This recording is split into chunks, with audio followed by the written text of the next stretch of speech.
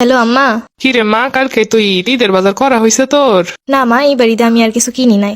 বছরের একটা ঈদ কিনোস না? আমার আগে কস না কেন? আমি টাকা পাঠাই দিতাম ওই দিয়ে কিনতি। না মা, এখনো কিনি নাই, দেখি পরে কিনমুনে।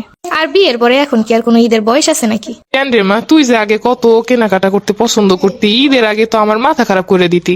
আর সেই তুই বলতেছিস ঈদের জামা কাপড় লাগবো না। হ মা, আমারও যে এখন অনেক দায়িত্ব।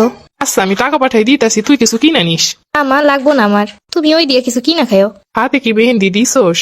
না মা, দেখি দিতে পারি কিনা। বৌমা কই গেলা? এইদিকে তো রান্না বান্না সব পইরা আছে, কালকে ঈদের দিন সব গুছগাছ করতে হইব তো। মা এখন রাহি, পরে কথা কমুনে। আচ্ছা মা, তুই ঈদের পরের দিনই চলে আসিস। দেখি মা, যাইতে দিলে যামুনে। বৌমা কালকে ঈদের দিন, কালকে কিন্তু আমার মেয়ে জামাই আইবো। আমার মেয়ে যা যা খাইতে পছন্দ করে আমি সব বাজার করে রাখছি, তুমি সুন্দর করে যেন ওইগুলা রান্না শুরু করে দিও। ঠিক আছে আম্মা। মেয়েদের জীবনটা এত কঠিন কেন? ছোটবেলা থেকে এত ঈদে মজা করে আসছি, কিন্তু এত অল্প টাইমে যে জীবনে এত বড় পরিবর্তন আসতে পারে সেটা মেয়ে না হলে বুঝতাম না। বৌমা এখনো উঠতেছ না? ঈদের দিনটাও যদি এত বেলা পর্যন্ত ঘুমানো লাগে, 7টা বাইজা গেছে, এখনো কোনো রান্না বান্নার খোঁজ নাই। মেহমান সব আইসে চইলা যাইবো।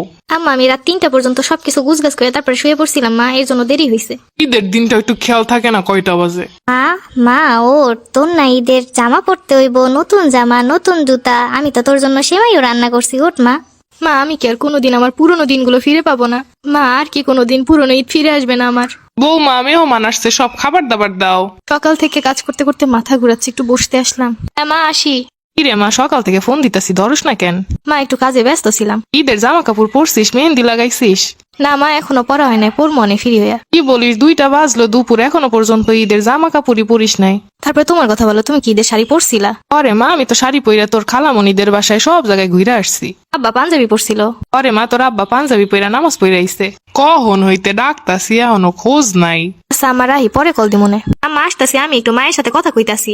সারাটা দিনই মোবাইল হাতের কাছে রাখুন লাগে। আচ্ছা আমার রাহি, পরে কথা কমুনে। সবাইকে অগ্রিম ঈদের শুভেচ্ছা। বিয়ে হওয়ার পরে মেয়েদের ঈদ মনে হয় এমনই হয়।